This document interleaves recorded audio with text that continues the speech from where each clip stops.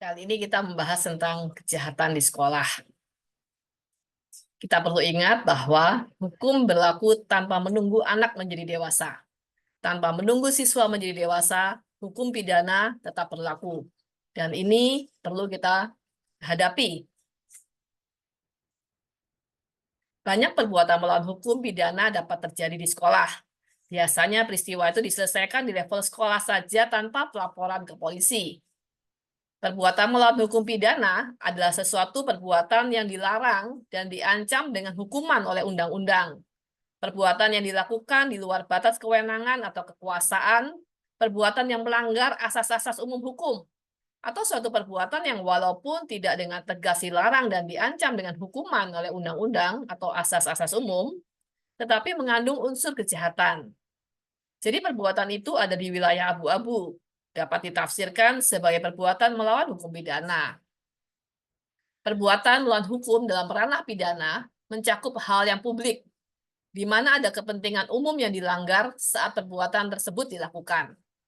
Pada prinsipnya, tindak pidana bisa terjadi dimanapun, kapanpun. Pelaku bisa siapa saja. Terjadi dapat di sekolah atau komunitas sekolah, baik dengan daring maupun luring. Hukum tetap berlaku tanpa menunggu anak menjadi dewasa, tanpa menunggu siswa menjadi dewasa. Yang ada hanya sistem peradilannya berbeda dan hukumannya berbeda. Korban dan kerugiannya mungkin tetap sama besar dan parahnya. Untuk memetakan kemungkinan tindak pidana di sekolah atau terkait sekolah, kita bisa membatasi dengan beberapa cara. Pertama, kita lihat berdasarkan ruang. Apakah terjadi di luar gedung atau halaman sekolah atau di dalam? Di luar gedung atau halaman sekolah sering terjadi beragam tindak pidana, misalnya pemalakan. Ini bisa dari orang luar ya, dari masyarakat sekitar atau dari senior. Penganiayaan, penculikan, pelecehan seksual. Jika tindak pidana dilakukan oleh orang luar sekolah, memang hanya pelaku yang dapat dimintai pertanggungjawaban secara pidana. Namun jika tindak pidana terjadi di luar sekolah namun masih dalam rangka kegiatan sekolah, maka pihak sekolah pun masih dapat dimintai pertanggungjawaban, baik secara perdata atau pidana. Contoh, kecelakaan yang terjadi pada kegiatan susur alam saat pramuka. Kita tahu ini melibatkan guru dan juga pada kasus beberapa tahun yang lalu ya, dan juga sekolah. Penculikan yang terjadi pada saat anak studi tour misalnya, sekolah bisa dianggap tidak memberikan keamanan yang cukup, lalai dalam hal menjaga anak. Cedera saat siswa PKL, bisa dilihat dari jenis cederanya. Apakah ini terjadi karena sekolah membiarkan anak melakukan tindakan-tindakan yang berbahaya. Lalu di luar sekolah kerap terjadi peredaran narkoba, pemaksaan pada siswa, misalnya pemaksaan merokok atau pemaksaan melakukan tindak yang tidak dikehendaki oleh siswa. Setiap siswa di bawah 18 tahun umurnya dilindungi juga oleh Undang-Undang tentang Perlindungan Anak. Di dalam sekolah atau halaman sekolah, kerap terjadi pelecehan seksual dengan atau tanpa ITE ya. Lalu pemalsuan dokumen ijazah. Pemalsuan dokumen ini biasanya yang melakukan bukan siswanya, tetapi siswa menggunakan dokumen yang dipalsukan. Biasa dilakukan oleh orang dewasa yang kemudian digunakan oleh siswa. Ancaman hukumannya tinggi, 7 tahun. Pemalsuan surat, pemalsuan identitas kependudukan. Kalau yang kerap dilakukan oleh siswa biasanya pemalsuan tanda tangan. Itu pada kasus di mana siswa harus menyerahkan hasil, misalkan hasil ujiannya yang nilainya ternyata rendah, yang harus ditandatangani oleh orang tua. Siswa mungkin takut dan memalsukan tanda tangan.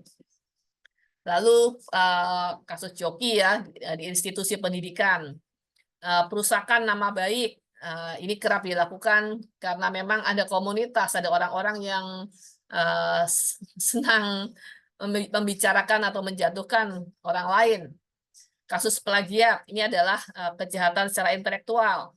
Penganiayaan, plagiat itu kejahatan secara intelektual, mengambil hak milik intelektual orang lain, menipu juga.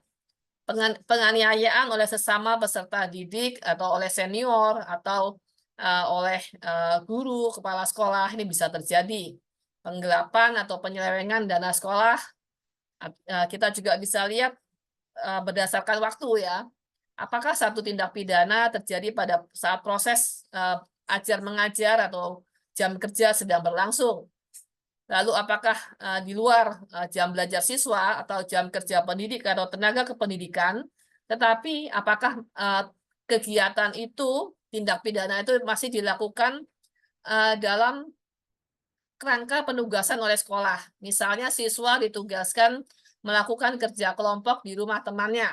Dan di rumah temannya ini kemudian terjadi kekerasan seksual pada anak. Karena perintah untuk kerja kelompok itu masih dapat dikaitkan dengan sekolah, maka dalam hal ini sekolah masih bisa dimintai pertanggungjawaban. Lalu berdasarkan jenis kejahatan. Kejahatan daring misalnya kejahatan love scam, judi online, penyebaran film atau foto atau dokumen lain yang merugikan korban, pemerasan online.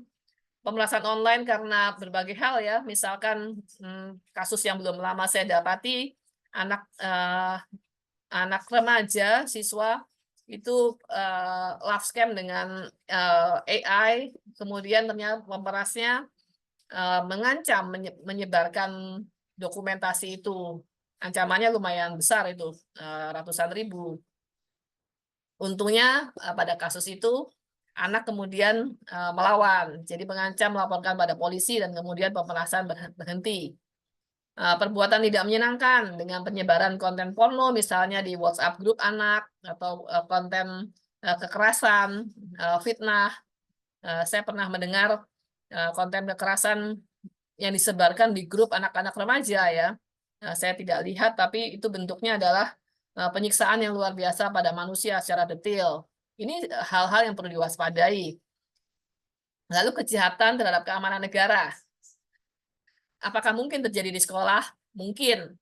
Mengapa demikian? Kita lihat pada beberapa kasus anak dipakai untuk melakukan tindakan bunuh diri ataupun mereka ada dalam posisi kesehatan mental yang terganggu sehingga mereka terlibat dalam pemikiran-pemikiran yang terkait dengan eksistensi diri atau dengan keyakinan yang bisa merugikan. Ini bisa berlanjut pada kejahatan terhadap martabat presiden, wakil presiden, pada negara sahabat, terhadap kepala negara sahabat, serta wakilnya atau penguasa umum.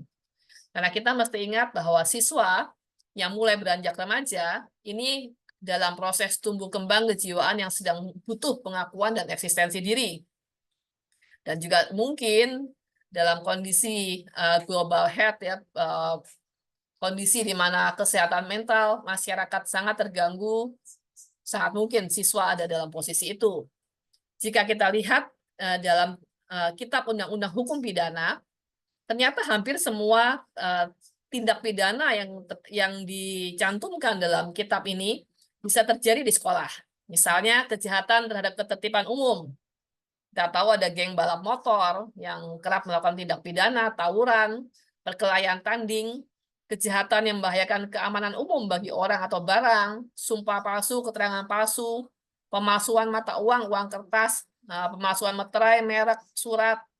Pelakunya bisa orang dewasa, tetapi dokumen atau barang-barang yang dipalsukan digunakan oleh anak. Kejahatan terhadap kesusilaan, meninggalkan orang yang perlu ditolong, penghinaan, membuka rahasia, kejahatan terhadap kemerdekaan orang, kejahatan terhadap nyawa, penganiayaan, pencurian, pemerasan, pengancaman, penggelapan, perbuatan curang, menghancurkan atau merusakkan barang, semua ini bisa dilakukan oleh siswa, guru, ataupun anggota komunitas di sekolah yang lainnya. Jadi jangan anggap sekolah sesuatu tempat yang semuanya bisa aman. Memang kita tidak harus, bahkan jangan melihat orang lain semua sebagai orang jahat. Tetapi mata kita mesti waspada untuk melindungi komunitas sekolah dari kemungkinan adanya tindak pidana yang merugikan komunitas sekolah. Karena pelaku kejahatan ini bisa siapa saja. Dan pelaku kejahatan itu bukan hanya orang yang tampil di depan kita, tetapi juga kemungkinan ada orang yang menjadi stakeholder dari satu kejahatan. Stakeholder dari siswa yang melakukan satu kejahatan mungkin adalah alumni yang memaksanya melakukan tindak pidana, atau orang tua, atau bandar narkoba, intinya adalah orang yang membantu, yang memfasilitasi, yang memaksa, yang merencanakan tindak pidana itu bisa pihak lain, tetapi yang hadir adalah seorang anak di depan kita. Kita mesti waspada dan kita mesti ingat bahwa hukum berlaku tanpa menunggu anak menjadi dewasa.